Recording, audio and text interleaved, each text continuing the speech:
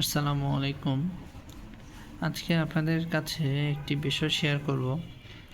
সেটি হলো আপনার বাচ্চাকে আপনি কোনো নিয়ম কিভাবে স্মরণ করিয়ে দিবেন। দেখুন, স্বভাবতই বাচ্চারা নিয়ম কয়দিন পর পরই ভুলে যায়।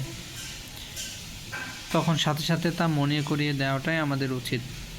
এভাবে বলতে পারেন, আচ্ছা এটা হলে আমাদের যেন কী করার কথা, কিংবা ওটা হলে আমরা তখন কি করি, চলো তাই করি। আমরা সাধারণত যেরকম বলে থাকি, আমি তোমাকে কতবার বলেছি ওটা করবে না, অথবা আমি কি বলেছি শুনতে পাচ্ছ না, কেন তুমি ওটা করো, অথবা আমি তোমাকে বলতে বলতে অসুস্থ হয়ে যাচ্ছি। এগুলোর চেয়ে আগের কথাগুলোই বলা অনেক বেশ কার্যকর। আমরা যা বলি তাকে বলে ঘ্যান ঘ্যান করা, আসলে বাবা মা কোনো বিষয় নিয়ে যতই ঘ্যান ঘ্যান করুক আদতে তা কাজে আসে না।